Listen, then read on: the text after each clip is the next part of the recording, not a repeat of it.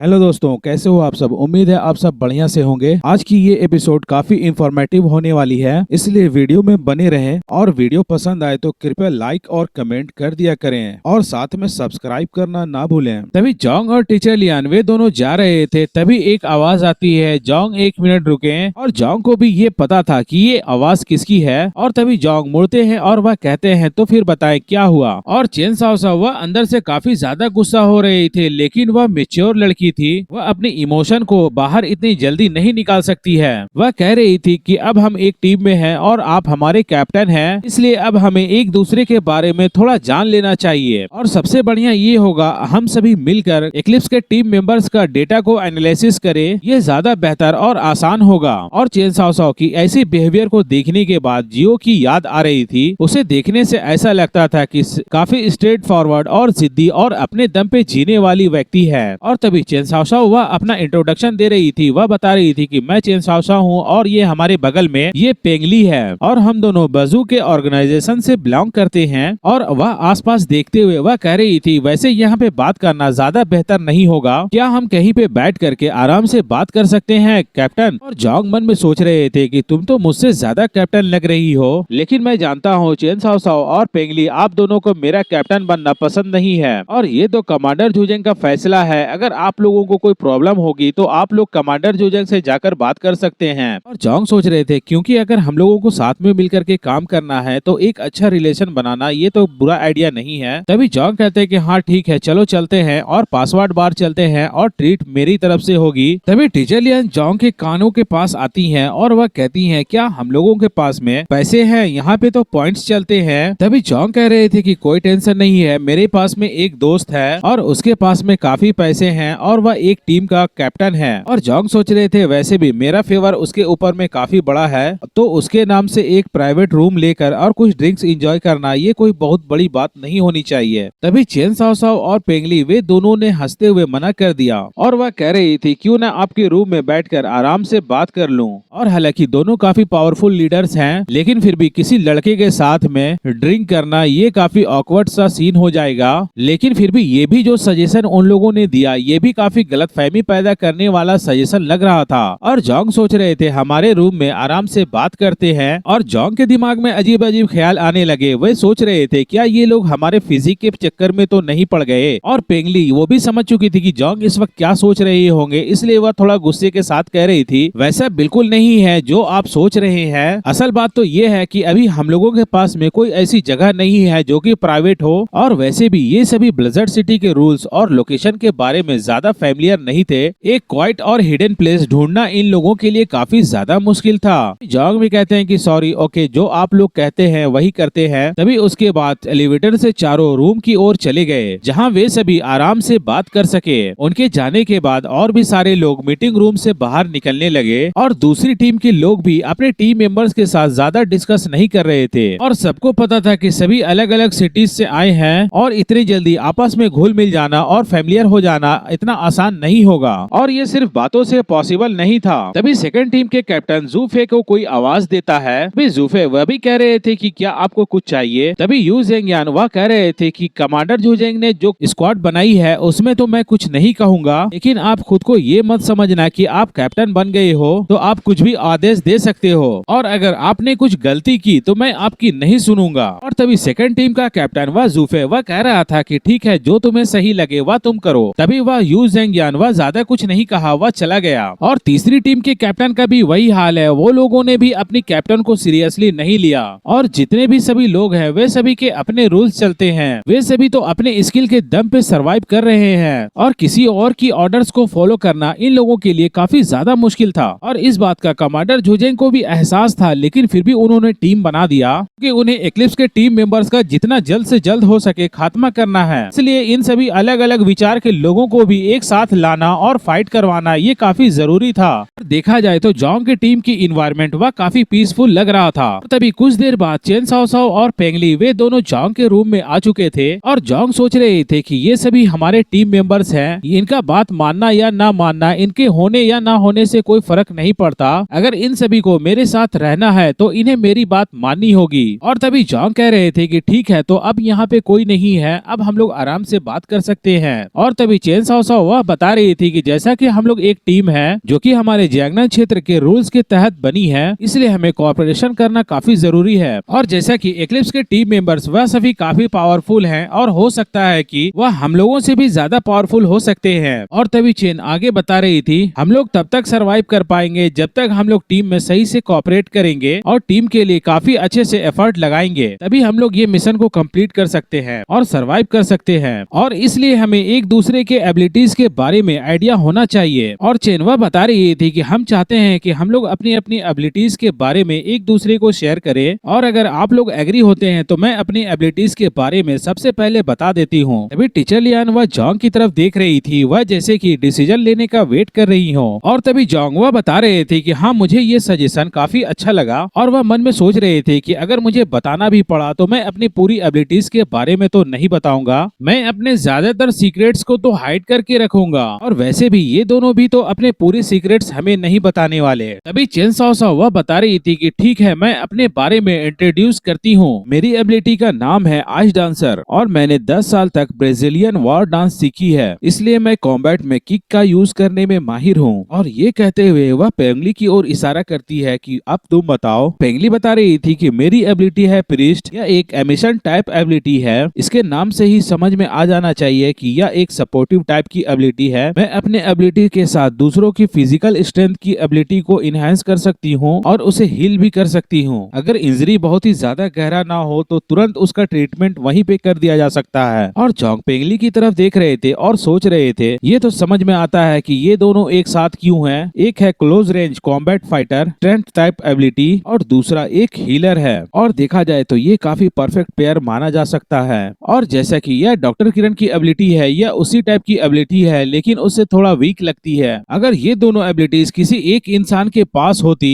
तो वह 2 लोगों से भी ज्यादा के कारगर होते और किसी टीम के लिए बहुत ही इम्पोर्टेंट रोल निभाते। और जोंग ये भी सोच रही थी कि मुझे ऐसा भी लगता है कि ये लोग अंदर ही अंदर अपनी एबिलिटीज के बारे में और भी छिपा रहे हैं। और सबसे ज्यादा डाउट तो शाओ शाओ की एबिलिटी पे लग रही है। इसने जैसा कि कहा है आइस डांसर, ये तो अपने नाम के ऊपर में उतनी फिट नहीं बैठ रही है, वह उसके नाम का प्रॉपर मीनिंग रिफ्लेक्ट नहीं कर पा रही है। तभी जोंग कह रहे थे, तो ठीक है, अब हम लोगों की बारी है। मैं जोंग हूँ और मैं एक स्पेशल टाइप की एबिलिटी यूजर हूँ और मेरी एबिलिटी स्पेस टाइप है। मेरी एबिलिटी का कोड नेम है अल्टरनेट स्पेस। मैं एक अल्टरनेट डायमेंशन ओपन कर सकता हूँ जो कि स्टोरेज और डिफेंस का भी काम आता है, और इसके अलावा डायमेंशन गेट के थ्रू मैं स्पेस ट्रैवल भी कर सकता हूँ। और जैसे ही जोंग ने अपनी एबिलिटीज के बारे में बताए तो चेन साओ साओ और पेंगली वे दोनों काफी ज्यादा शॉक थे। उनके फेस से ही पता चल रहा था कि वह काफी सीरियस हो गई है और वे लोग कह रहे थे स्पेस टाइप एबिलिटी। अब उन दोनों की आंखों में एक अलग रिस्पेक्ट और कंसर्न दिख रहा था। स्पेस टाइप पावर वह काफी रेयर होती हैं और उनकी कॉम्प्रिहेंसिव पावर जो होती है वह हमेशा लेजेंडरी और इंस्पायरिंग चीज रही है। और अब तक जितने भी स्पेस टाइप के पावर वाले लोगों को जोंग ने देखा है, उनमें से ब्लिज़र्ड सिटी का एक बंदा है जो कि कभी सामने नहीं आता है, और एक बंदा जो कि पहली बार उसने वेस्ट माउंटेन बेस में मारा था, जो वॉल के थ्रू क्रॉस कर सकती थी,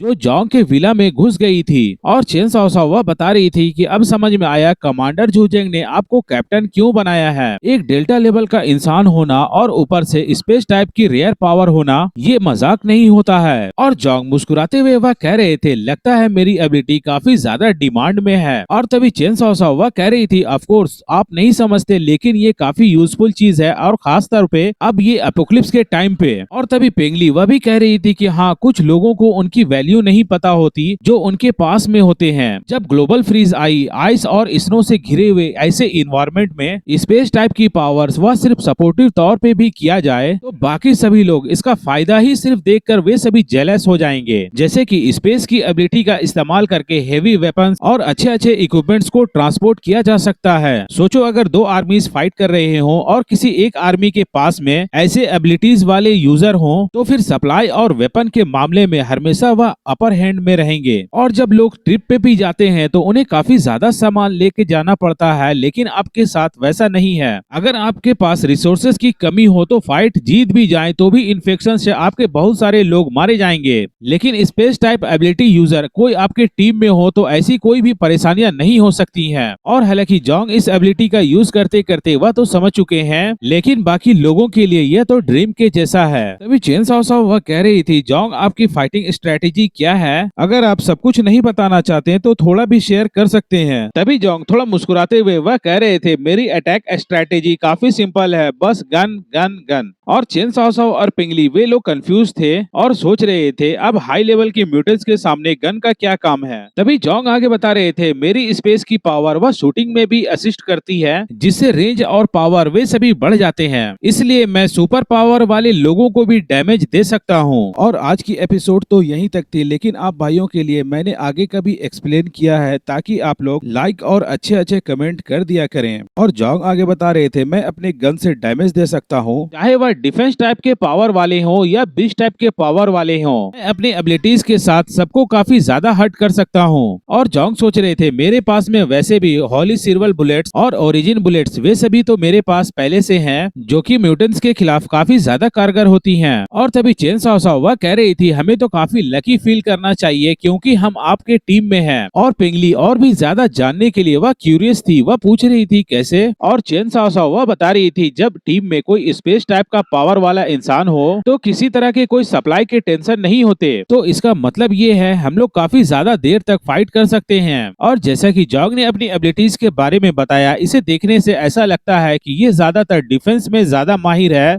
वह अटैक से ज्यादा डिफेंस में एक्सपर्ट कहलाता है, इसलिए अगर हम लोग जोंग के आसपास रहें तो हम लोग ज्यादा सेफ महसूस करेंगे। तभी पिंगली वह भी कह रही थी, अच्छा तो ऐसी बात है। और जोंग उन दोनों की पर्सनालिटी को देखने के बाद समझ चुके थे कि साओ साओ वह एक लीडर टाइप की पर्सनालिटी रखती है, जो कि हमेशा कंट्रोल रखना चाहती है, लेकिन ये भी बात है उसका दिमाग शार्प है और सोच भी उसकी लॉजिकल है, और इस तरह के लोगों के साथ काम करना भी काफी आसान होता है। तभी जोंग टीचर लियान की ओर इशारा करते हैं और बताते हैं कि ये है लियांग यू, और ये भी एक स्ट्रेंथ टाइप की फाइटर है और एक मार्शल आर्ट मास्टर भी है, और बाकी और कुछ खास बताने के लायक नहीं है। और तभी जोंग टीचर लियान की ओर मुस्कुराते हुए वह देख रहे थे और सोच रहे थे, टीचर लियान वैसे भी काफी ज्यादा स्किल फाइटर है, जो कि स्ट्रेंथ बेस है, अगर उसके पास कोई पावर्स ना भी हो तो भी वह अपने मार्शल आर्ट के दम पे लेवल 2 के पर्सन को तो आराम से मार सकती है। और मुझे तो यहाँ तक लगता है अगर उसने क्लोज कॉम्बैट एडवांटेज ले लिया तो वह अपने से हायर लेवल के फाइटर्स को भी आराम से हरा सकती है। तभी जोंग सोच रहे थे, मुझे टीचर लियान से काफी अच्छे से बिहेव करना होगा, और अगर वह गुस्सा हो गई तो मेरी भी हालत खराब कर सकती है, लेकिन ये लोग तो नहीं समझ सकते मार्शल आर्ट मास्टर होने का क्या लेवल होता है। और तभी चेन साओ साओ वह हुआ की तरफ इशारा करते हुए बोल रही थी, ये क्या है? और वह पहले ही बता रही थी, मुझे ये ना बताएं कि यह सिर्फ एक पेट है, इस अपोक्लिप्स के टाइम में -60 डिग्री के टेम्परेचर को कोई नॉर्मल पेट नहीं झेल सकता, और मुझे ऐसा भी नहीं लगता कि आप ऐसे सीरियस मोमेंट में कोई पेट को अपने साथ लाने वाले हो। तभी जोंग वह भी मुस्कुराते हुए कह रहे थे, आपकी ऑब्जर्वेशन काफी अच्छी है, मेरी यह कैट कोई नॉर्मल कैट नहीं है। और पिंगली वह भी काफी क्यूरियस थी, वह बोल रही थी, ये वो पेट तो नहीं है जो कि मैजिकल पेट होती है,